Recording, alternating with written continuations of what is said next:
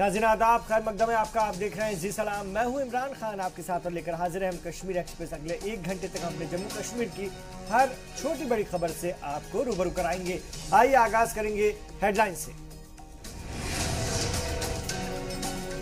मोदी हुकूमत ने किया बड़ा ऐलान, मुल्क में किया हज सब्सिडी को खत्म। 2.25 लाख मुसाफिर करेंगे बिना सरकारी मदद के सफर। कानून साज काउंसिल में हंगामे का दौर रहा जारी। स्पीकर के रवैये से नाराज अपोजिशन ने किया वॉकआउट। स्पीकर पर लगाया जानिबदारी का इल्जाम। देही तरक्याती वजीर अब्दुल हक खान ने की इस्तीफे की पेशकश। कांग्रेस ने लगाया था मनरेगा में धांधली का इल्जाम। रियासती हुकूमत पंचायती इंतखाबात की तैयारियों में जुटी। सीएम ने बुलाई जम्मू में मीटिंग, सेक्रेटरी हालात का जायजा लिया। और हुर्रियत के साबिक मेंबरान ने खोली हुर्रियत की पोल का पैसों का खेल है हुर्रियत, नौजवान कलम से कर सकते हैं मसला कश्मीर का हल।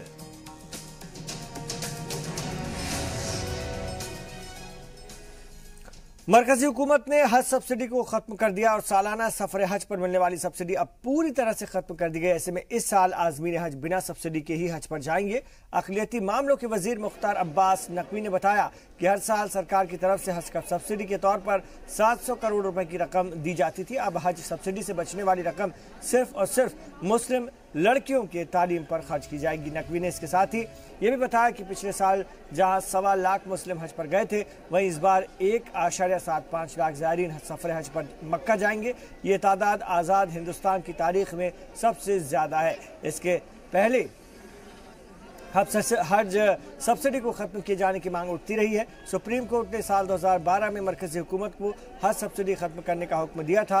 कोर्ट ने कहा था कि सरकार को इसे 2022 तक पूरी तरह खत्म कर देना चाहिए। इसे लेकर मरकजी हुकूमत ने भी 2018 से हज सब्सिडी को सिलसिलेवार तरीके से पूरी तरह खत्म किए जाने की बात कही थी। वहीं मुख्तार अब्बास नकवी ने भी गुज़िश्ता दिनों इस तरफ कदम उठाए जाने के इशारा भी दिया था और कहा था कि हज सब्सिडी से बचने वाली रकम मुस्लिम लड़कियों की तालीम पर खर्च की जाएगी। इसके कुछ दिन पहले ही सऊदी हुकूमत ने भारत के आज़मीन हज का कोटा बढ़ा दिया था।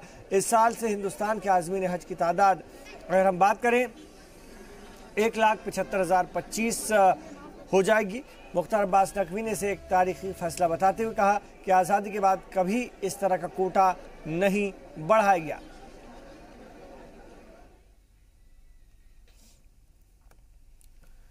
तो आइए आपको सुनाते हैं अक़लियती उमूर के वजीर मुख्तार अब्बास नकवी ने इसका ऐलान करते हुए क्या कुछ कहा। हज सब्सिडी 2018 के हज के बाद नहीं रहेगी, 2018 में के हज में नहीं रहेगी। और इस बार जो है वो खुशी की बात है कि आज़ादी के बाद से सबसे ज़्यादा हज यात्री 1,75,000 हज यात्री हज करने के लिए जाएंगे। जो हज सब्सिडी थी उस हज सब्सिडी का जो समाज के शैक्षणिक सशक्तिकरण में इस्तेमाल होगा, खासतौर से लड़कियों, बच्चियों के, लड़कों, महिलाओं के शैक्षणिक एजुकेशनल एम्पावरमेंट के लिए उसका इस्तेमाल किया जाएगा, ताकि जो है वो जो शिक्षा के क्षेत्र में एक पिछड़ा हुआ है समाज, उस शिक्षा के क्षेत्र में उसको बराबरी का एहसास कराया जा सके, उसका सशक्तिकरण कराया जा सके। और इसलिए जो है वो हज सब्सिडी खत्म कर दी गई है। और मरकजी हुकूमत के इस फैसले पर रियासत में मिली जुली तबसरे भी सुनने को मिले हैं। जम्मू कश्मीर में जहां नौजवान तबका इस फैसले को सही ठहरा रहा है, तो वहीं बुजुर्ग और सियासी जमातें इस फैसले की तनकीद कर रहे हैं। देखिए, अगर सब्सिडी खत्म हुई तो मेरे ख्याल से सही हुआ, अच्छी बात है, क्योंकि जो हज पे जाएगा तो वो तो सब्सिडी के लायक होगा नहीं। पहले जो हज सब्सिडी पे पैसा खर्च होता था, तो गवर्नमेंट को चाहिए और मुस्लिम्स को ये बात करनी चाहिए कि वो पैसा मुस्लिम्स के वेलफेयर के लिए लगाए। अफसोस की बात यह है कि आज ये सब्सिडी उठाया गया है, तो तमाम मुसलमान तबके इस मसले पे ऊपर बहुत दुख है और हमारा रिक्वेस्ट ये है कि ये सब्सिडी दोबारा जो है बहाल किया जाए, ताकि हमारे लिए खुशी की बात थी कि हिंदुस्तान में हमें मुसलमानों को इतनी रफ़ाक़त दी जाती है और इतने फैसिलिटीज़ दी जाती है। ये हमारे लिए एक बड़ी फ़ख्र की बात थी। लेकिन आज ये बंद करना जो है, ये मैं समझता हूँ कि इसमें किसी किस्म की कोई ऐसी बात है हाँ जो नहीं होना चाहिए था। तो हज की बात जो आज सुनाया गया कि इस पे बैन लगी है, इस पे सब्सिडी जो है वो ख़त्म की गई, मैं कहूँगा कि जितने लोग भी हज पे जाते पिछले 60 सालों में एक रवायत थी, इसको ख़त्म किया। ये एक फिरका वाराना तरीका है। और कानून साज असेंबली में हंगामे का दौर आज भी जारी रहा। आजाद रुकन असेंबली इंजीनियर रशीद ने कश्मीरी ताजिर बिलाल अहमद कावा की गिरफ्तारी पर सरकार से अपना रुख वाजे करने का मुतालबा किया। वाज़ेह है कि कावा को लाल किला हमले के मामले में दिल्ली पुलिस ने गिरफ्तार किया है। कांग्रेस के सीनियर लीडर अली मोहम्मद सागर ने भी इसकी हिमायत की और इस हवाले से सरकार को असेंबली में बयान देने को कहा। आपको बता दें कि गुज़िश्ता दिनों कावा के अहले खाना ने उसकी रिहाई के लिए श्रीनगर में मुजाहरा किया था। वहीं AGDP ने भी वाज़ेह कर दिया है कि कावा के खिलाफ रियासत में कोई मामला दर्ज नहीं है और इस मामले में वो दिल्ली पुलिस के राब्ते में है। क्वेश्चन आवर खत्म होने दीजिए। क्वेश्चन आवर के बाद में अगर स्टेटमेंट आएगा क्या फर्क पड़ेगा? आपकी वसातत से ऑनरेबल मिनिस्टर साहब को ये पूछना चाहता हूँ सर, इन्होंने उस दिन हाउस में कहा था कि जितनी भी अटैचमेंट थी वहाँ मर रहे हैं, बड़ी परेशानी है, इसलिए मैं मिनिस्टर साहब से रिक्वेस्ट कर ये है कि कुछ चीज़ें ऐसी हैं जिससे लगता है कि बेचारा बेगुनाह है। 17 साल की एज में उस पर इल्ज़ाम लगता है कि उसने बम लगाया उधर लाल किले में। आज 37 साल का है वो बंदा, 2 बच्चे हैं, गृहस्थी चला रहा है, माँ है, दूसरे रिश्तेदार हैं, अपना काम दिल्ली में कर रहा है। तो महल्ले से भी दूसरे लोग हमारे भी जो अपनी सोच हमने मालूम करवाया कि इसका है कोई इसमें इन्वॉल्वमेंट, पता चला नहीं। फिर गवर्नमेंट भी तस्दीक कर रही है, उसका बाकायदा आधार कार्ड है, उसका पासपोर्ट है। गवर्नमेंट भी पुलिस एडमिनिस्ट्रेशन लेवल पे कर रही है कि इसकी कोई इन्वॉल्वमेंट स्टेट में नहीं है। फिर उसको तंग करना मेरे ख्याल में ठीक बात नहीं है।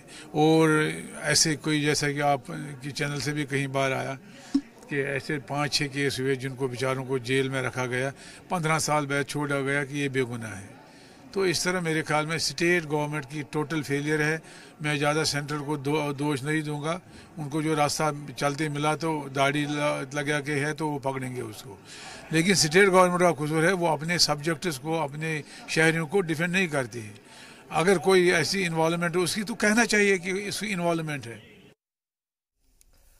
और एक रोज कबल किश्तवाड़ के रुकन असेंबली को ऐवान से बाहर निकाले जाने को लेकर के नेशनल कॉन्फ्रेंस और कांग्रेस ने चेयरमैन के खिलाफ मोर्चा खोल दिया। अपोजिशन ने PDP बीजेपी हुकूमत को मार्शल सरकार करार देते हुए कहा कि तेजी बेंच की शह पर स्पीकर उन्हें अवामी मसाइल से जुड़े मुद्दे उठाने की इजाजत नहीं दे रहे हैं। अपोजिशन का कहना है कि अगर स्पीकर का यही रवैया रहा तो वो सेशन का बायकॉट कर देंगे। क्या ये चेयरमैन जो है वो हुकूमत के कहने पे जो है अपोजिशन की आवाज को दबाना चाहते हैं, ये बिल्कुल बर्दाश्त नहीं होगा। हम कल से यहाँ हमने बाइकाट किया है। तो हमारी ये डिमांड है, एक तो चेयरमैन को इम्पार्शियल होना चाहिए, दूसरा ये कि उन्होंने जो कल किया है गलत किया है उसके लिए माफी मांगनी चाहिए। नंबर 3 जो चनाब वैली का कंसर्न है, चनाब रीजन का कंसर्न है पावर प्रोजेक्ट्स को लेकर, इसके लिए एक हाउस कमेटी बननी चाहिए ताकि वो हाउस कमेटी वहां जाए, लोगों से पूछे कि भाई उनकी क्या डूलस्ती यहाँ प्रोजेक्ट बना, हमारे साथ कमिटमेंट की गई। आज तक जो है डूलस्ती की तरफ से हमको एक नया पैसा नहीं मिला है। वहां लोकल्स को कोई फायदा नहीं है, कोई लोकल एरिया डेवलपमेंट के लिए कोई फायदा नहीं है। अब आप 11 प्रोजेक्ट बनाने जा रहे हो किश्तवाड़ डिस्ट्रिक्ट में, हर 5 किलोमीटर पे आप एक डिस्ट्रिक्ट जो है बनाने जा रहे हो। इसके लिए हमारी डिमांड है कि एक हाउस कमेटी बननी चाहिए। हमारे लेजिस्लेटर साहिबान वहां जाएंगे, वहां से एक रिपोर्ट बन के आ जाएगी और वो रिपोर्ट जो है हाउस में आ जाएगी, उसके बाद ये सरकार के पास जाएगी ताकि वो इम्प्लीमेंट हो। वही कांग्रेस का कहना है कि कानून साज काउंसिल के चेयरमैन को अपने सलूक के लिए मेंबरान से अफसोस का इजहार करना चाहिए। कांग्रेस के MLC गुलाम नबी मोंगा ने जी इस्लाम से बात करते हुए चेयरमैन पर दोहरा रवैया अपनाने का इल्जाम आयद किया। जिस तरह से नेशनल कॉन्फ्रेंस के MLCs को कल पावर प्रोजेक्ट पे प्रश्न पूछने के ऊपर मार्शल आउट किया गया, उसके विरोध में प्रोटेस्ट करते हुए आज जो नेशनल कॉन्फ्रेंस के और कांग्रेस के जो MLC हैं यहाँ सीढ़ियों में बैठे हैं। सर, आज आपने प्रोटेस्ट किया है चेयरमैन के खिलाफ, क्या वजूहत? ये हमारे ऑनरेबल चेयरमैन साहब की गलती की वजह से, गैर जमहूरी इक़दाम की वजह से यहाँ तक उन्होंने हमको लाया है और हम इसी वजह से प्रोटेस्ट कर रहे हैं कि कल हमारे ऑनरेबल मेंबर सजाद किजलू साहब ने पावर रिलेटेड एक क्वेश्चन था और वो पर्टेन करता था स्पेशली चनाब वैली को, और वहाँ से नॉन सेटिस्फैक्ट्री जवाब लेने के बाद इन्होंने ऑनरेबल चेयरमैन साहब से कहा कि भाई साहब इसका तो जवाब आना चाहिए, पूरा सेटिस्फैक्ट्री जवाब है नहीं। तो चाहिए ये था। उसके बाद हमारे सप्लीमेंट्री भी 2 थे, मेरा भी था, नरेश जी का भी था। तो ये हम पूछना चाहते थे रिगार्डिंग वेरी इंपॉर्टेंट क्वेश्चन। तो उन्होंने बिला किसी लिहाज के, बिला किसी वजूहत के, बिला किसी रीजन और रहम के बगैर उन्होंने इनको मार्शल आउट किया। जब उन्होंने एजिटेट किया कि हमको जवाब आना चाहिए, तो ये हमें लग रहा है कि इनको जिस तरीके से मार्शल आउट किया है वो टोटली गैर जमहूरी है, अनडेमोक्रेटिक है। हम इसकी पुरजोर मजम्मत करते हैं। लेकिन आप ये एक चीज बताएं कि जब आप पावर में थे, जब पीडीपी इस तरह के प्रोटेस्ट करती थी, उनको भी मार्शल आउट किया गया है बहुत। तो देखिए, मैं मानता हूँ, देखिए एक मिनट, मैं मानता हूँ अगर कोई हुलड़बाजी हो तो मार्शल आउट करना तो लाजमी है, बनता है। लेकिन इसमें तो कुछ नहीं बनता है। इसमें अगर आपको वहाँ तो आप प्रोसीडिंग्स भी देख सकते हैं कि अगर कहीं ये साबित हो कि किचलू साहब ने कहीं कोई अनडेमोक्रेटिक या कोई हुलड़बाजी की हो, फिर जस्टिफाई होता है। ये अपना एजिटेट कर रहे थे कि कब तक आप अपना ये प्रोटेस्ट रखेंगे? जब तक कि ये ऑनरेबल चेयरमैन साहब माफी ना मांगे। देखिए, चेयरमैन हर एक पार्टी का चेयरमैन होता है। He is the custodian of the house. वो किसी पार्टी का नहीं होता है वहाँ। इससे पहले भी मैं आपको बताऊं, वो जब उनकी लेजिस्लेचर पार्टी में गए थे, फिर उन्हें यहाँ का मैं नहीं गया था। तो हमें उसी दिन से शक हो गया था कि ये चेयरमैन जो है ये बैसिड लग रहा है। ये वजह है कि हम यहाँ इस वक्त आए हैं बाहर। तो ये थे गुलाम नबी मोंगा, कांग्रेस एमएलसी, जिनका ये कहना है कि जब तक चेयरमैन जो है लेजिस्लेटिव काउंसिल के इनसे माफी नहीं मांगेंगे, तब तक जो इनका ये प्रोटेस्ट है वो इसी तरह जारी रहेगा। कैमरामैन आशुक के साथ राजन वैद, जी मीडिया जम्मू। उधर पीडीपी के लीडर इस मुद्दे पर बैकफुट पर हैं। पीडीपी के रुकन असेंबली फिरदौस टाक ने जी सलाम से बात करते हुए माना कि किचलू को मार्शल आउट किया जाना अफसोसनाक है, लेकिन उन्होंने ये भी कहा कि अपोजिशन गैर जरूरी मुद्दों को उठाकर वक्त बर्बाद करता है। दो साहब, जो किचलू साहब को मार्शल आउट किया गया, पीडीपी का इस पे क्या स्टैंड है, क्योंकि आप उनके साथ में मौजूद थे, क्या वजह रही? देखिए, मैं कल हाउस में मौजूद नहीं था, लेकिन जो मुझे पता चला, मार्शल आउट करना, किसी मेंबर को बोलने देना नहीं देना, ये ऑनरेबल चेयरमैन का प्रोगेटिव है, उनके दायरे इख्तियार में है। लेकिन मैंने आज भी सुबह जब हाउस लगा तो जो हमारे हिज़्ब इख्तिलाफ के मेंबरान मौजूद नहीं थे, तो मैंने ऑनरेबल चेयरमैन से रिक्वेस्ट की कि डेमोक्रेसी का एसेंस ही यही है कि हम हाउस में बैठ के डिबेट करें, अपोजिशन भी हो, ट्रेजरी बेंचेस भी हों, किसी इशू को लेकर हम बात करें तो तभी आगे बढ़ सकते हैं। और मेरी इंटरवेंशन के बाद ऑनरेबल चेयरमैन साहब ने भी बहुत बड़ा दिल दिखाया। 3-4 मिनिस्टर भी उनसे मिलने गए, मैं खुद भी ज़ाती तौर पर उनसे बात करने गया। सभी मेंबरान को हमने कहा कि अब आओ हाउस में आइए, हम डिस्कशन करते हैं, क्योंकि जो इशू है पावर प्रोजेक्ट्स को लेकर, ये पिछले 4 साल से मैं उठा रहा हूँ। आप जितने भी 2015 से लेकर अभी तक बजट सेशन हुए हैं, हर बजट सेशन में मैंने ये सवाल उठाया है, हर बजट सेशन में मैंने डिस्कशन मांगी है, हर बजट सेशन में मैंने गवर्नमेंट से जवाब तलब किया है, क्योंकि पावर प्रोजेक्ट्स का चिनाब वैली में रिवर्स डेवलपमेंटल इफेक्ट हो रहा है। हम ये तो कहते हैं कि पावर प्रोजेक्ट से हम स्टेट इकॉनमी जो है स्ट्रांग करेंगे, लेकिन जो इसका नेगेटिव इम्पैक्ट हम पे हो रहा है, हमारे लोगों पे हो रहा है, हमारे इलाके पे हो रहा है, उस पे सरकार बात नहीं करती। और अगर बात करती भी है तो एक बहुत कैजुअल अप्रोच, जितनी भी सरकारें आई है, हमने आज जब हाउस लगा तो मैंने पहले तो मुबारकबाद दी हिज़्ब इख्तिलाफ के ऑनरेबल मेंबरान को कि कम से कम बोलना तो सीख गए, बोलना शुरू तो किया, क्योंकि डलहस्ती पावर प्रोजेक्ट बना, बोला नहीं गया। 1% का जो पूरे थ्रू आउट इंडिया प्रोविजन होता है लोकल एरिया डेवलपमेंट का, चिनाब वैली में डलहस्ती पावर प्रोजेक्ट वाहिद एक ऐसा प्रोजेक्ट है जिसमें वो प्रोविजन नहीं है, CSR का प्रोविजन नहीं है, कैचमेंट एरिया डेवलपमेंट का प्रोग्राम नहीं बनाया गया, और आज उसकी वजह से जो झील बनी है हम लोगों का वहाँ पे सिंकिंग एरिया हो रहा है। लोकल एम्प्लॉयमेंट में उसका प्रोविजन रखा, फिर रेटली पावर प्रोजेक्ट बना, उसका RR प्लान बना, उसकी लैंड एक्विजिशन हुई, उसमें भी ये प्रोविजन नहीं रखे गए। जो कीड़ू, क्वाड और पकड़डूल का एक्विजिशन प्रोसेस, वो भी इन्हीं की गवर्नमेंट में शुरू हुआ। जब शुरू हुआ तब रेट्स के बारे में इन लोगों ने नहीं बोला। आज अगर हमें देखकर ये भी बोलना शुरू कर गए हैं तो मुझे लगता है कि हमें इस चीज़ को अप्रिशिएट करना चाहिए और इस चीज़ पे हाउस में डिस्कशन होनी चाहिए। और देही तरक्याती वजीर अब्दुल हक खान ने असेंबली में ओहदे से इस्तीफे की पेशकश की है। कांग्रेस के रुकन असेंबली वकार रसूल के इल्जामात का जवाब देते हुए देही तरक्याती महकमे के वजीर ने कहा कि अगर उन पर आयद इल्जामात सही साबित होते हैं तो वो फौरन ओहदे से इस्तीफा दे देंगे। वाज़ेह है कि बनिहाल के MLA ने मनरेगा स्कीम के तहत बड़े पैमाने पर धांधली का इल्जाम आयद किया था। हालांकि वकार रसूल वजीर के जवाब से मुतमईन नजर नहीं आए। उन्होंने कहा कि वो अपने इल्जामात पर कायम है। उनका कहना है कि हल्का असेंबली बनिहाल ने मनरेगा मुलाजमीन का गुज़श्ता 2 सालों से 9 करोड़ का बकाया पेंडिंग कर रखा है। वजीर देही तरक्की ने कहा कि मनरेगा के तहत तमाम फंड शफाफ तरीके से जारी किए गए हैं। उन्होंने ये कहा कि जम्मू कश्मीर मुल्क की तमाम रियासतों के टॉप पर है, यानी जितने अच्छे काम यहाँ पे हुए हैं, जितना ट्रांसपेरेंसी यहाँ पे होती है, उनका ये कहना था कि ये बेस्ट स्टेट है इन द कंट्री। लिहाजा इसमें किसी की सर्टिफिकेट की ज़रूरत नहीं है। जहाँ तक उनका ताल्लुक है, ये उनके अपने ज़माने के वाक़ा थे, वो क्या करते थे वही वो रिपीट करते हैं हमारे बारे में। लेकिन हमने जहाँ तक नरेगा का ताल्लुक है, इस वक्त इलेक्ट्रॉनिक हमारा फंड मैनेजमेंट सिस्टम जो है, उसके ज़रिए हर एक के अकाउंट में खुद ब खुद पैसा जाता है, कोई प्रॉब्लम नहीं है, कोई पूरी ट्रांसपेरेंसी है। इसी तरह जो फंड्स का ताल्लुक है, तकरीबन 1100 करोड़ के आसपास इस साल हमने फंड्स तकसीम किए हैं हर एरिया में, और सभी लोगों को फंड्स पहुंच रहे हैं, क्योंकि ये एक ऑनगोइंग प्रोग्राम है। इसमें कभी लाइबिलिटी भी होती है, कभी आगे पीछे हो जाता है, वो चलता रहेगा। लेकिन जहाँ तक जम्मू कश्मीर का ताल्लुक है और उस डिपार्टमेंट का ताल्लुक है, अल्लाह के फजल करम से ये ट्रांसपेरेंट तरीके से चल रहा है। और अब्दुल हक की जानिब से इल्जामात की तरदीद की जाने के बावजूद कांग्रेस एमएलए अपने मौक़िफ़ पर कायम है। जी सलाम से बात करते उन्होंने मामले की गैर जानिबदाराना तहकीकात का मुतालबा किया। आज कांग्रेस एमएलए वकार रसूल ने सदन के अंदर आरडीडी जो मंत्री हैं हक खान के ऊपर संगीन इल्जामात लगाए हैं कि वहां धांधलियां चल रही हैं। उस पर बात करेंगे। वकार साहब, आपने कहा खासकर रूरल डेवलपमेंट डिपार्टमेंट में बहुत सारी धांधलियां हैं, क्या आपके पास कोई बेस है इसका, या आपने किस तरह से इल्जाम लगाया? देखिए, वक्फे सवाल से पहले मैंने स्पीकर साहब से कहा था कि मुझे कुछ मेरा सुनो, कुछ चीज़ें हैं मेरी, क्योंकि मैं कुछ दिन बनिहाल था, वहाँ पे लोगों ने शिकायतें की कि हमें पेमेंट्स बकाया है। तो फिर मैंने पता किया तो लास्ट ईयर का 4 करोड़ रुपए हमारे डिस्ट्रिक्ट को नहीं मिला है, जो लाइबिलिटी है जी। और इस साल का पूरा 5 करोड़ रुपए अभी तक नहीं मिला है। Total liability 9 crore. जबकि मनरेगा स्कीम जो है ये एक्ट है, ये स्कीम नहीं है, दिस इज ए एक्ट।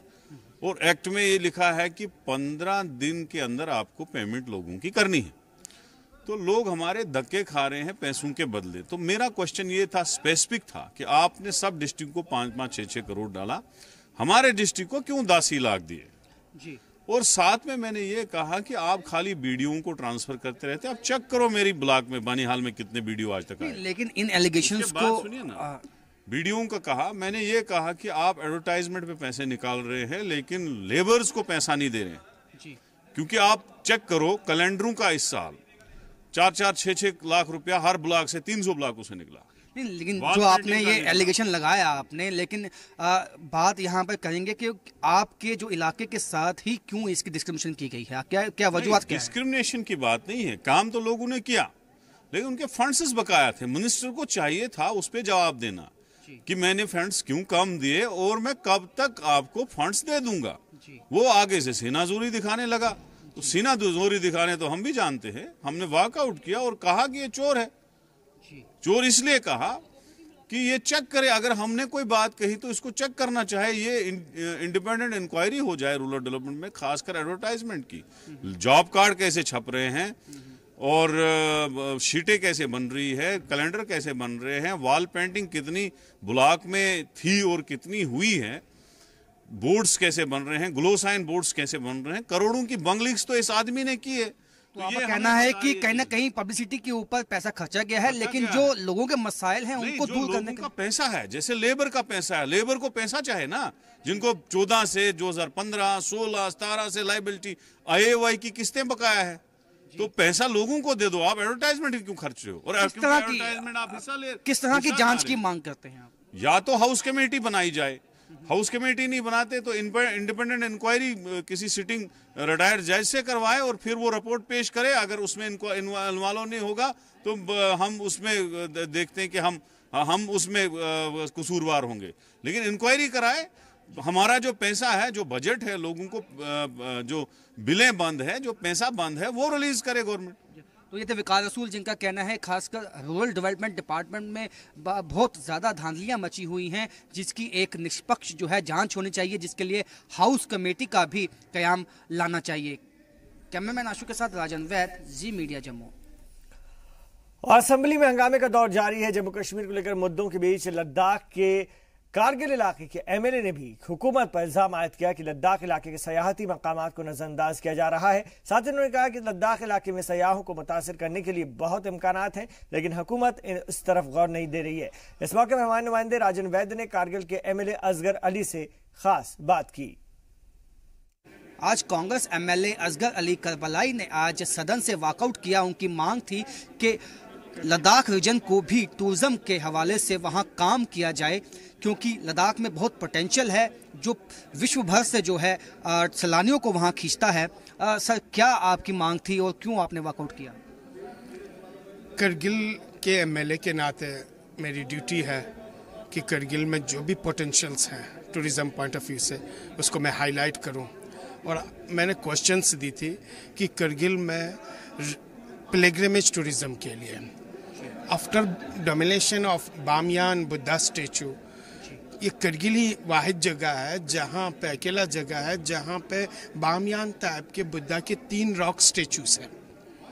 ये बुद्धा टूरिज्म के लिए बुद्धिस्ट रिलीजन से रिलेटेड, उसी के साथ साथ आपके अमरनाथ यात्रा जो बालतल से होके जाती है, वहाँ से 25-30 किलोमीटर के डिस्टेंस पे द्रौपदी कुंड है जो आपके पांडव और कौरवों की हिंदू जो एक कथा है उसको दर्शाती है। वहाँ से कैलाश मानसरोवर की बहुत सारी जगहें ऐसी हैं जिसको अभी तक एक्सप्लोर नहीं किया गया। हालांकि लद्दाख जो है वो पूरे हम कहेंगे विश्व से वहाँ पे जो है सैलानी आते हैं और जो खासकर फॉरेन सैलानी हैं वो भी ज़्यादा तादाद में लद्दाख में ही देखने को मिलते हैं। तो आपको लगता है इतने सालों में उतना काम वहाँ पे नहीं हो पाया टूरिज्म के हवाले से जितना होना चाहिए था? ये टोटली अनएक्सप्लोर रहा है। मैंने आपको कहा ना, ये पिलग्रिमेज टूरिज्म में, एडवेंचर टूरिज्म में आप देखेंगे हाई टेक्निकल आपके पास पीक है नून कुन के नाम से, द्रांगदुंग ग्लेशियर से जो बहुत बड़ी ग्लेशियर है, आपके पास आइस स्केटिंग के लिए, स्नो स्कीइंग के लिए स्लोप्स हैं, इसके बाद आपके पास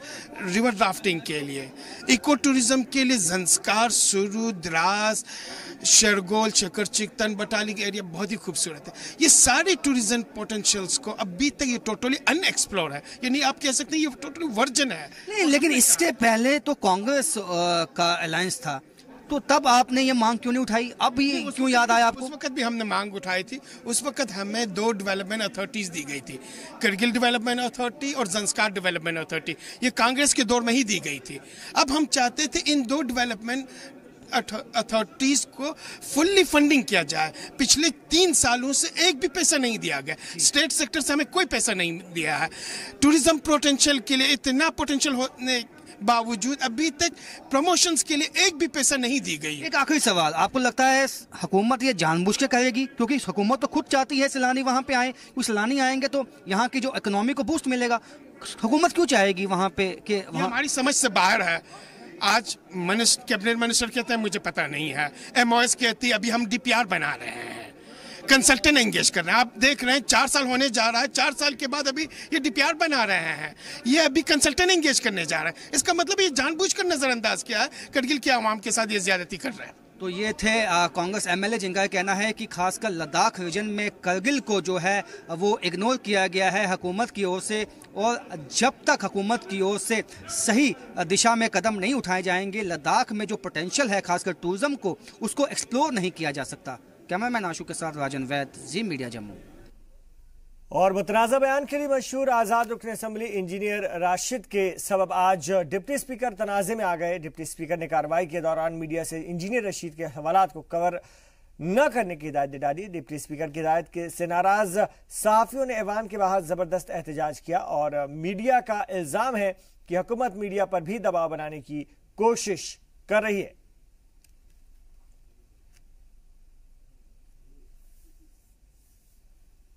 नेशनल कॉन्फ्रेंस के सदर फारूक अब्दुल्ला ने पार्टी अरकान असम्बली से मुलाकात की और गेस्ट गैलरी से इजलास की कार्रवाई का मुशाहिदा किया।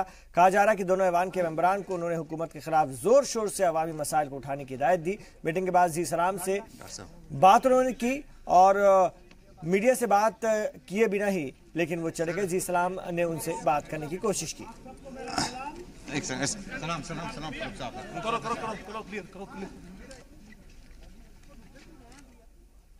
नेशनल कॉन्फ्रेंस के सदर डॉक्टर फारूक अब्दुल्ला आज रियासती असेंबली के ऐवान में मौजूद रहे और गैलरी में ही सब कुछ मुशाहिदा करते रहे। ये उस वक्त डॉक्टर फारूक अब्दुल्ला का यहाँ पे पहुँचना हुआ जब नेशनल कॉन्फ्रेंस कांग्रेस के ज़्यादातर एमएलएस जो थे वो स्टेडियम पे ही वक्त गुजारा और काफ़ी सारे मामलात होंगे। और जो अंदर मीटिंगें हुई सेंट्रल हॉल में नेशनल कॉन्फ्रेंस के लेजिस्लेटर्स के साथ डॉक्टर फारूक अब्दुल्ला के साथ, लगता है कि कुछ वाज़िया हिदायत दे के गए हैं और हमने काफ़ी कोशिश की थी डॉक्टर फारूक अब्दुल्ला साहब से इंडिया पाकिस्तान रिलेशनशिप और जम्मू कश्मीर में जो हालात इस वक्त बने हुए हैं या असेंबली सेशन में नेशनल कॉन्फ्रेंस किस फार्मूले के साथ 8 इशूज़ के साथ जिस तरह से गवर्नर एड्रेस के दौरान भी उन्होंने काफ़ी रखना डालने की कोशिश की, लेकिन डॉक्टर फारूक अब्दुल्ला ने कोई बात नहीं की। उनके हमरा रियासत के साबिक वज़ीर आला उमर अब्दुल्ला उनको गाड़ी तक ले गए और रास्ते में बता रहे थे कि डॉक्टर साहब ने कोई बात नहीं करनी है। शफानी के साथ सईद तजम्मुल, जी मीडिया, जम्मू। तो फारूक अब्दुल्ला बिना बात किए हुए ही मीडिया से आज चले गए। हालांकि उन्होंने ऐवान की कार्रवाई देखी और ख़ास तौर से मीडिया ने उनसे बातचीत करने की कोशिश की, लेकिन उन्होंने कोई जवाब नहीं दिया मीडिया के सवालों का। नेशनल कॉन्फ्रेंस के सदर फारूक अब्दुल्ला और पार्टी अरकान असेंबली से उन्होंने मुलाकात भी की। एक छोटा सा वक्फा, लौट रहे हैं, आप देखते रहिए कश्मीर एक्सप्रेस।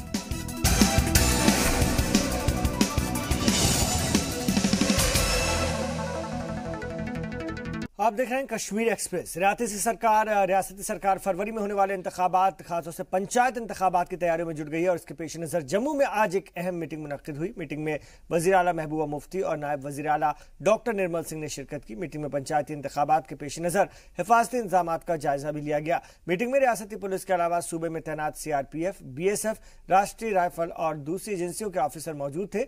ज्वाइंट कमांड ने दोनों लीडरान को मौजूदा सिक्योरिटी सूरत हाल की जानकारी देते हुए बताया कि हिफाजती दस्ते इंतखाबात के लिए पूरी तरह तैयार है।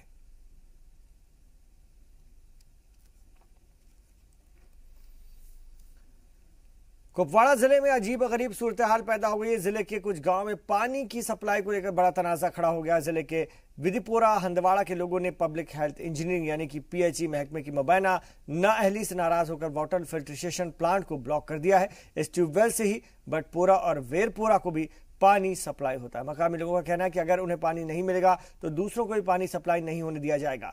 इंतजामिया ने शहनाल के ट्यूबवेल के जरिए पानी की किल्लत दूर करने की कोशिश की, लेकिन वहां भी लोगों की नाराजगी का सामना करना पड़ा।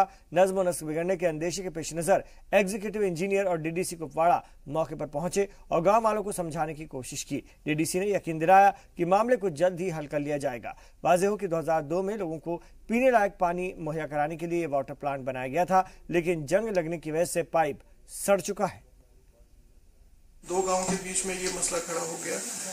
लॉ एंड ऑर्डर प्रॉब्लम की वजह से हमने उन दोनों के साथ आज ही मुलाकात करके साइट पे ही उनको अपील की है कि आपस में वो कोई मामला झगड़ा न करे तो ताकि कानूनी कार्रवाई न की जाए, उस पर हम डिपार्टमेंट मजबूर न हो जाए। अब डिपार्टमेंट इस हवाले से क्या कर रहे हैं? डिपार्टमेंट ने अब एक प्रपोजल बनाया है कि उनके लिए एक अलग से ट्यूबवेल हम वहीं पे उसी स्टेशन के नजदीक उसकी तजवीज़।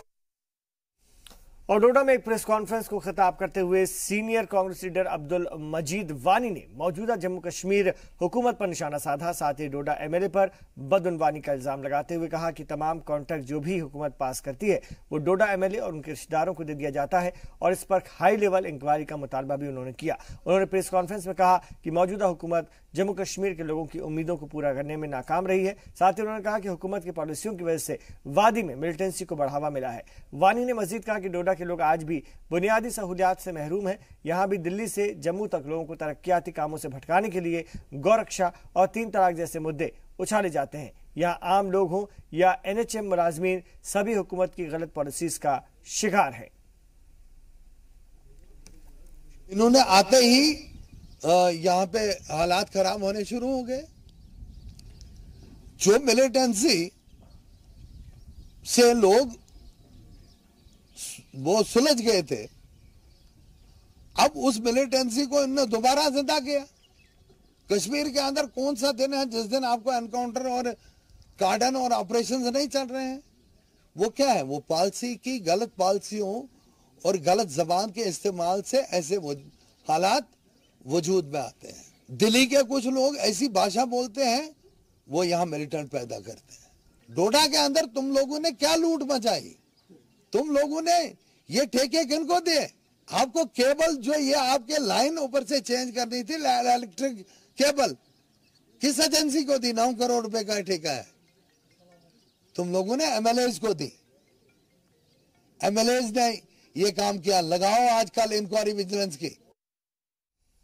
और all parties migrant coordination committee ने सरकार से पाक मकबूजा कश्मीर में वाक़ शारदा मंदिर को दोबारा खोले जाने का मुतालबा किया है। कमेटी के इस मुतालबे को मुख्तलिफ मजहबी जमातों और रज़ाकार तंजीमों की भी हिमायत हासिल है।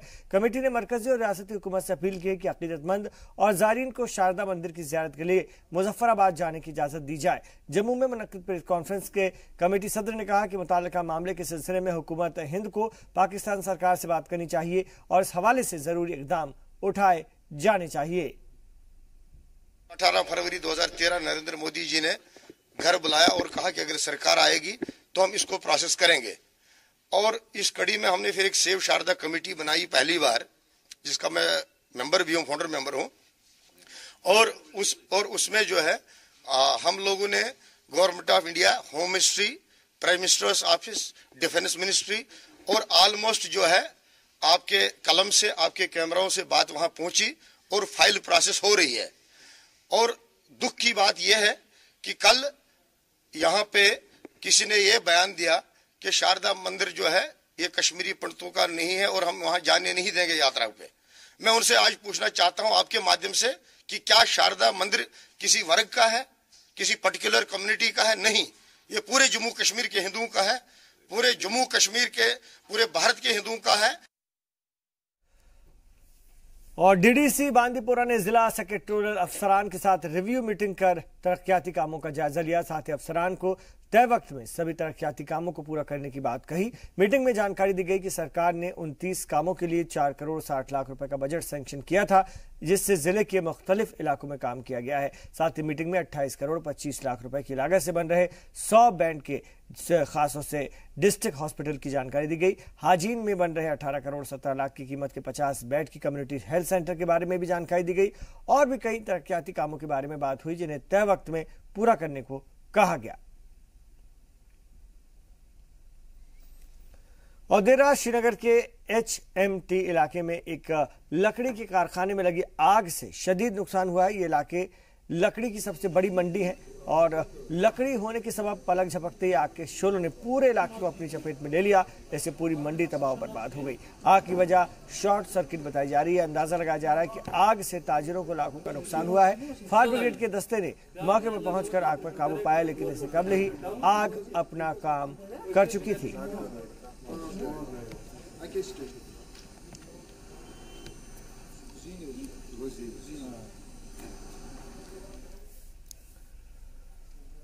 उधर बारामूला में बॉर्डर सिक्योरिटी फोर्स की जिप्सी में आग लगने से अफरा तफरी मच गई। जिस वक्त आग लगी BSF की गाड़ी रफियाबाद के लडूरा इलाके से गुजर रही थी। हालांकि मकामी पुलिस और फायर ब्रिगेड की मुस्तैदी के सबब कोई किसी तरह का जानी नुकसान नहीं हुआ है।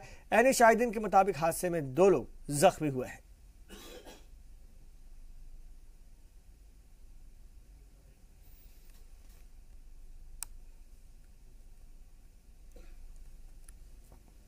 और सोपोर में जोहरी तारिक अहमद के कत्ल को 3 हफ्ते से ज्यादा का अरसा गुजर चुका है।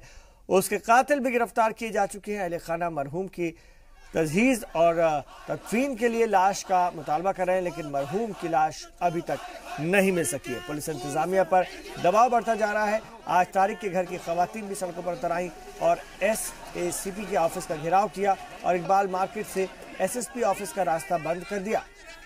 कयास है कि तारिक की लाश झेलम में फेंक दी गई और पुलिस अभी तक उसे तलाश नहीं कर पाई है।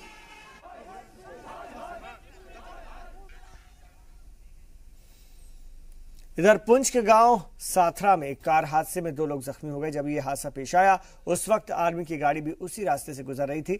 आर्मी के जवानों ने फौरन दोनों जख्मियों को निकालकर आर्मी कैंप में भेजा। बाद में इन्हें इलाज के लिए पुंछ के राजा सुखदेव सिंह अस्पताल में भर्ती कराया गया, जहां दोनों की हालत खतरे से बाहर बताई जा रही है। गौरतलब है कि दोपहर करीब 12 बजे पुंछ से मंडी की तरफ जा रही कार 200 मीटर नीचे नदी में जाकर गिरी।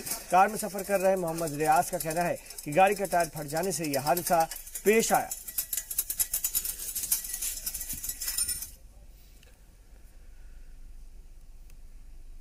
इधर किश्तवाड़ के केशवान सराव रोड की खस्ता हालत के चलते लोगों का चलना मुहाल हो गया। कई साल पहले प्राइम मिनिस्टर ग्रामीण सड़क योजना के तहत ये रोड बनाई गई थी, लेकिन सड़क बनाने वाली एजेंसियों की अनदेखी के चलते शिवनगर से सरावा तक 20 किलोमीटर का रोड खराब हो गया। हालांकि इस सड़क के नाम पर बड़ी रकम विड्रॉ कर ली गई, लेकिन सड़क की हालत आज भी बदतर है और इस मामले की जांच को लेकर रियासती वजीर से मुदाखलत की मांग की जा रही है।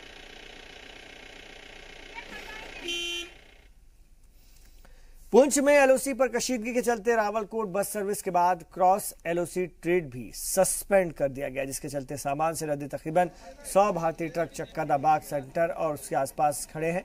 क्रॉस एलओसी ट्रेड सस्पेंड करने की बात करते हुए डीडीसी पुंछ ने कहा कि चक्कादाबाग में पाकिस्तान की तरफ से सीजफायर की खिलाफ वर्जी के चलते रावलकोट बस सर्विस सस्पेंड कर दी गई थी और अब क्रॉस एलओसी ट्रेड को भी सस्पेंड किया गया। उन्होंने कहा कि दोनों लोगों की जान की हिफाजत पहली प्रायोरिटी है। हालात ठीक होने पर क्रॉस एलओसी ट्रेड शुरू होने की बात कही गई है। सीज फायर वायलेशन की वजह से जो हमारा चकंदाबाग पोस्ट है वहाँ पे तो उस फायरिंग के हवाले से तो कल ट्रैवल भी नहीं हो पाया, तो उसी सिलसिले में थोड़ा सा तनाव भी बढ़ गया था उस एलओसी पे वहाँ उस एरिया में।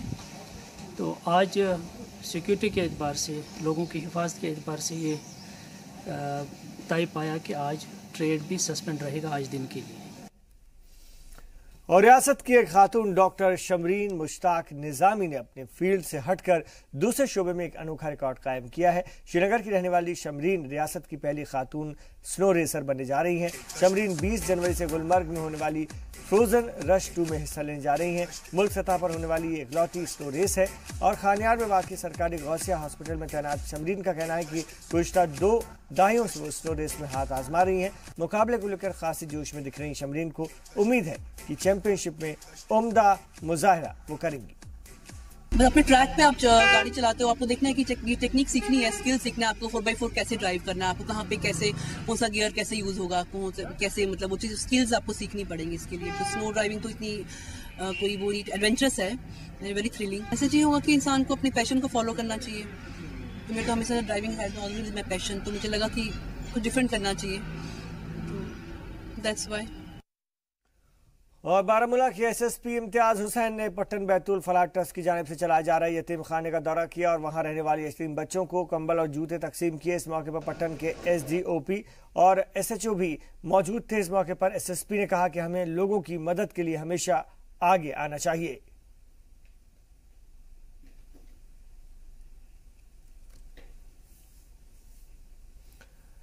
हॉस्पिटल डेवलपिंग फंड में काम कर रहे मुलाजमीन ने पट्टन हॉस्पिटल के बाहर अपने साथी गुलजार अहमद सोफी की लाश मिलने पर एहतजाज किया। मुलाजमीन का कहना है कि हमारे साथी की अस्पताल में मौत होने के बावजूद सीएमओ ने इस मसले पर हॉस्पिटल में रुजू करने की जहमत भी नहीं उठाई, जबकि गुलजार इसी अस्पताल में काम करता था। साथ ही मुलाजमीन ने उसके बीवी बच्चों को मुआवजा देने का मुतालबा भी किया है।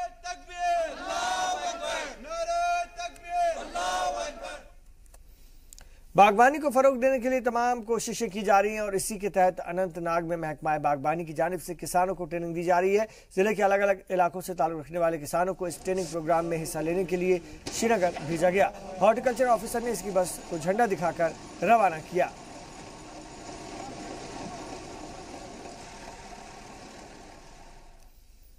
जम्मू में 20 जनवरी से दूसरा Pandit Premnath Dogra memorial football tournament मुनक्किद किया जाएगा। इस बात की जानकारी एक प्रेस कॉन्फ्रेंस में स्टेट स्पोर्ट्स क्लब की जानिब से दी गई है। क्लब के चेयरमैन एमएलए राजेश गुप्ता ने कहा कि टूर्नामेंट 20 जनवरी से 31 जनवरी तक परेड ग्राउंड जम्मू में मुनक्किद होगा। टूर्नामेंट में जम्मू कश्मीर की खास टीमों के अलावा पंजाब, हरियाणा और हिमाचल की टीमें भी हिस्सा लेंगी। हमारी गवर्नमेंट ने ऐसे बहुत सारे स्टेप्स उठाए हैं कि हुर्रियत को लेकर वादी में भी काफी गलत फहमी है। मकामी लोग इसे अपना दुख दर्द साझा करने वाली पार्टी समझते हैं। बहुत सारे लोग इसके नजरिए की हिमायत करते हैं, लेकिन हकीकत में ऐसा है नहीं। 2 दहाई तक हुर्रियत के सरगर्म रुकन रहे एजाज यूसुफ से जब हुर्रियत को करीब से देखने का मौका मिला तो उनकी सारी गलतफहमियां दूर हो गई। करीब से देखा तो रेत का घर, दूर से मगर शान बहुत है। जी हां, ये रेत का घर है हुर्रियत, जो बड़े बड़े दावे करता है और मसला कश्मीर को हल करने का परचम फहराता है, लेकिन जमीनी सतह पर यह एक धोखा है, छलावा है लोगों के जज्बातों से। ये हम नहीं बता रहे, ये कह रहा है हुर्रियत का पुराना साथी, जिसने ये बुरा रास्ता छोड़ कामयाबी का रास्ता पकड़ लिया है। ये वो शख्स कह रहा है जिसने झूठ का दामन छटक कर सच की उंगली थाम ली है। ये जुबानी है श्रीनगर के हवाई अड्डे इलाके में रहने वाले एजाज यूसुफ की, जो 2010 तक हुर्रियत के नेशनल फ्रंट के सूबाई सदर नईम खान की सदारत में हुर्रियत मेंबर थे। ये वो शख्स हैं जो 9वीं क्लास से हुर्रियत के नजरिए से मुतासिर थे, उनकी वजह से जेल तक गए। लेकिन जब इन्हें मालूम हुआ कि हुर्रियत का मतलब पैसा है, लोगों के जज्बातों से खिलवाड़ है, तो उन्होंने हुर्रियत का हाथ थामने से इनकार कर दिया। 2011 में मुझे एक जगह चांस आया, वहाँ से बात की मैंने, फॉरेन कंट्री एक जगह मैं गया तो वहाँ मैंने बात की। फिर वहाँ से ही मुझे पता ये कुछ नहीं है, सब कुछ ये फ्रॉड है और कुछ नहीं। यहाँ के लोगों को गुमराह कर रहे हैं कुछ लोग। तो फिर मैंने सोचा कि अब क्या मैं करूँ। एजाज यूसुफ का कहना है कि जब वो हुर्रियत के मेंबर थे तब उन्हें कहीं जाने में भी डर लगता था, और इसी डर ने उस वक्त हकीकत इख्तियार कर ली जब वो कई महीने तक जेल में बंद रहे और फिर हुर्रियत में काम किया। लेकिन इस बार उनके साथ वो हुआ जो इन्होंने कभी ख्वाब में भी नहीं सोचा था। इनके मुताबिक उन्हें किसी काम के लिए बैरून मुल्क भेजा गया था, लेकिन वहां हुर्रियत की हकीकत सामने आ गई। इन्होंने बताया कि हुर्रियत सिर्फ पैसे का खेल है। साथ ही इन्होंने लोगों से, बच्चों से अपील की कि कलम का रास्ता सबसे अच्छा है और इससे ही मसला कश्मीर हल हो सकता है। अपनी पढ़ाई पर ध्यान दें और दूसरी बात यह है अपने खासकर माँ बाप की खिदमत करें। सबसे बड़ी दौलत माँ बाप है। जब उसकी खिदमत में खुदा भी खुश और सब लोग भी खुश होते हैं, क्योंकि ये जो लफाबाजी होते हैं ये कुछ नहीं है, ये सिर्फ पैसों की बंटवारा होता है। बच्चों ने कलम उठाया, वो उसी पर रहे, कलम से ही सब कुछ होता है। अगर मसला कश्मीर है, मैं नहीं कहूँगा मसला कश्मीर, वो बड़े करेंगे, छोटों को अपनी पढ़ाई से ध्यान। सर का जहाँ तक ताल्लुक है, ये पहले हुर्रियत में हुआ करते थे और उन्होंने अपने आप को मोल्ड किया यहाँ बीपीओ की तरफ से, और हमारे यहाँ के लोकल टैलेंट को भी काफ़ी सराहा और उसके बाद पॉलिश किया सही ट्रैक पे लाने के लिए। वहीं एजाज यूसुफ अब भदरवा में बीपीओ चला रहे हैं और इनके बीपीओ में काम कर रहे मुलाजिमीन ने कहा कि एजाज यूसुफ ने खुद को बहुत तब्दील कर लिया है और इनका अच्छा बर्ताव देखकर नहीं लगता कि इन्होंने कभी हुर्रियत में काम भी किया था। रहबर जमाल, भदरवा, जी सलाम। यहाँ रुकेंगे एक छोटे से वक्फे के लिए, लौट रहे हैं, आप देखते रहिए कश्मीर एक्सप्रेस।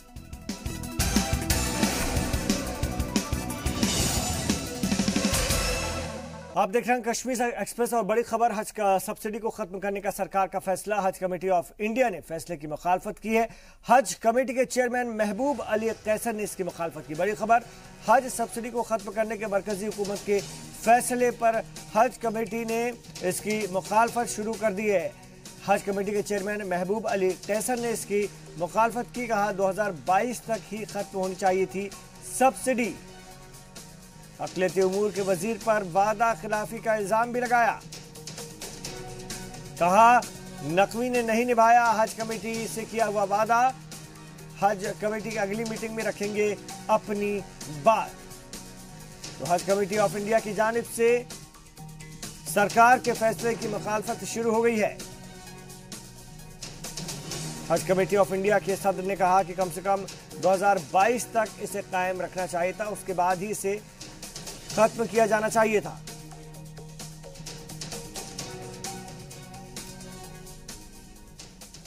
और एक बार फिर बात करेंगे जम्मू कश्मीर की खबरों की। वादी में बिजली सप्लाई न होने के सबब एक बड़ी वजह ट्रांसफार्मर की खराबी होती है और दूर दराज के इलाके हो या फिर शहरी, जहां भी बिजली नहीं पहुंचती, उनमें से ज्यादातर जगहों पर पाया गया है कि वहां के ट्रांसफार्मर खराब है। सोपोर के निनगली का भी यही हाल है। मजदूर पेशा लोगों की यहाँ पर आबादी है जो ट्रांसफार्मर सही कराने के मुतालबे को लेकर आए दिन सड़कों पर उतर आते हैं। मकामी लोगों का कहना है कि ट्रांसफार्मर खराब होता है, बनता है और फिर खराब हो जाता है।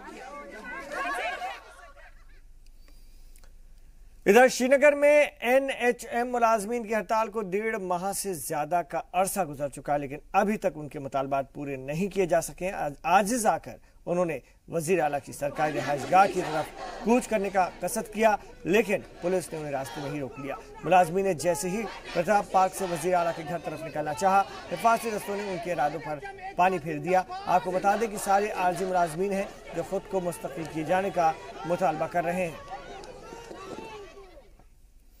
रियासत का डोडा इलाका आर्मी की नर्सरी कहा जाता है। जिले के किसी भी इलाके में जाइए, वहां पर आर्मी का एक जवान जरूर मिल जाएगा। कुछ गांव तो ऐसे जहां हर घर का एक न एक फर्द इंडियन आर्मी में जरूर मिलेगा। आर्मी डे के मौके पर डोडा में कायम बटालियन की जानिब से साबिक फौजियों की ताजीम और तकसीम के लिए एक प्रोग्राम का इनेकाद किया गया। इस मौके पर जिला सैनिक बोर्ड के नुमाइंदों ने रिटायर फौजियों से मुताल्लिक मसाइल से फौजी क़यादत को आगाह किया। और किश्तवाड़ में एनिमल हस्बेंड्री महकमे की जानिब से किसानों के लिए एक कैंप का इनेकाद किया गया। कैंप का मकसद किसानों को ये बताना था कि घरों में रखे अनाज को किस तरह महफूज रखा जा सकता है। कैंप में शिप हस्बेंड्री, महकमा ज़राअत, बागबानी और बैंक के अहलकारों ने शिरकत की। इसके अलावा मौजूदा और साबिक सरपंच, लंबरदार, चौकीदारों को भी कैंप में शिक्कर खास तौर से शिरकत के लिए मदऊ किया गया था।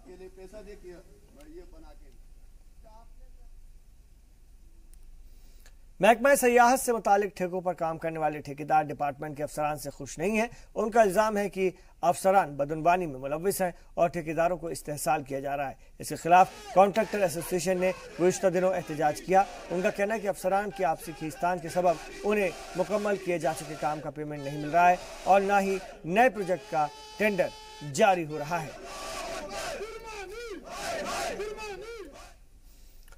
पैंथर्स पार्टी ने मौजूदा रियासती हुकूमत पर जम्मू रीजन के नौजवानों के साथ इम्तियाजी रवैया अख्तियार करने का इल्जाम आयद किया। इसके खिलाफ पैंथर्स पार्टी ने 11 रोजा भूख हड़ताल शुरू की। महाराजा हरि सिंह चौक पर धरने पर बैठे पार्टी कारकुनान का कहना है कि सरकार कश्मीर रीजन के नौजवानों को जम्मू इलाके के तालीम याफ्ता और बेरोजगार नौजवानों पर तरजीह दे रही है। पार्टी ने SPO का हवाला देते हुए कहा कि सरकारी नौकरी में जम्मू के साथ भेदभाव किया जा रहा है और महज दिखावे के तौर पर जम्मू के नौजवानों को नौकरी दी जाती है।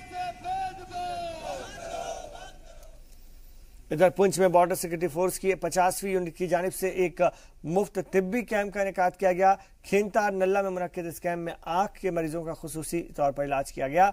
आई कैंप में लोगों की बीनाई चेक की गई। चेकअप के बाद उन्हें चश्मा और दवाएं भी दी गई। कैंप के दौरान इलाके के तकरीबन 500 मरीजों का इलाज किया गया। इनमें बच्चे, बुजुर्ग, मर्द और खवातीन सभी शामिल।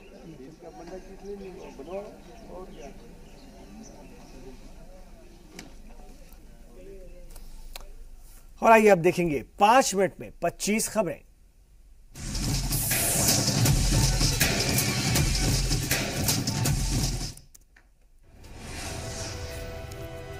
हज के सफर के लिए मिलने वाली सब्सिडी पूरी तरह से खत्म, मरकजी सरकार का बड़ा फैसला।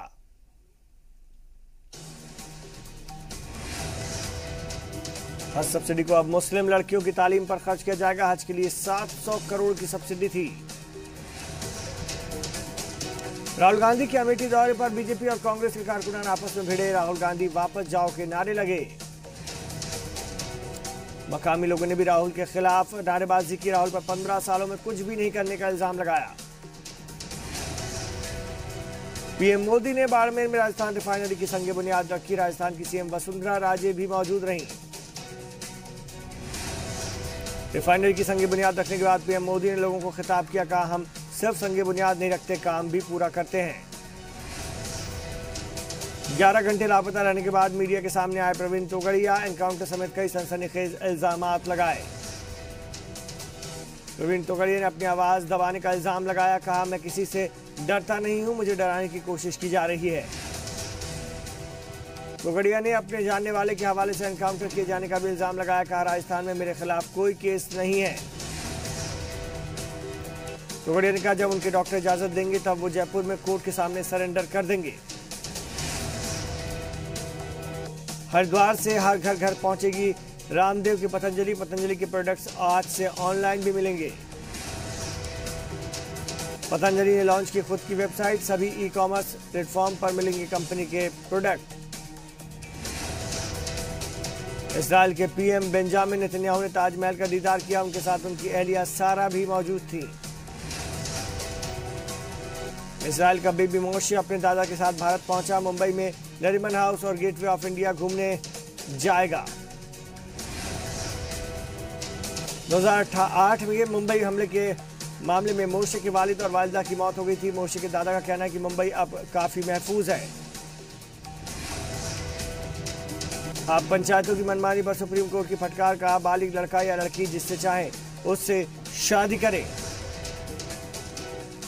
सुप्रीम कोर्ट ने कहा अगर मरकजी हुकूमत खाप पंचायत पर पाबंदी नहीं लगाती तो हमें दखल देना पड़ेगा। बेनजीर भुट्टो कत्ल मामले में नया इंकशाफ। पाकिस्तानी तालिबान ने ली कत्ल की जिम्मेदारी। पाकिस्तानी तालिबान के मुखिया की उर्दू में लिखी किताब इनकलाब महसूद जनूबी वजीरिस्तान ब्रिटिश राज से अमेरिकी एम्पोजियम तक में इस कत्ल की जिम्मेदारी ली गई है। कोलंबिया में अंडर कंस्ट्रक्शन ब्रिज गिरने से 9 मजदूरों की मौत। वारदात के वक्त 20 लोग काम कर रहे थे। इराक की राजधानी बगदाद में 2 खुदकुश धमाकों में 38 की मौत, 100 से ज्यादा जख्मी। आसमान पर पहुंची पेट्रोल डीजल की कीमतें। अगस्त 2014 के बाद सबसे ऊंची सतह पर पेट्रोल।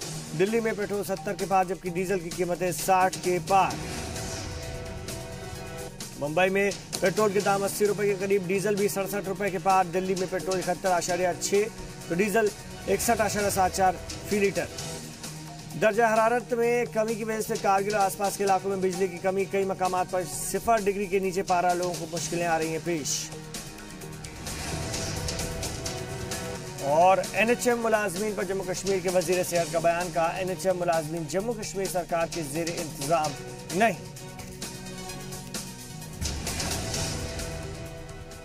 तो कश्मीर एक्सप्रेस में अभी इतना ही, लेकिन जी सलाम पर जारी है खबरों का सफर।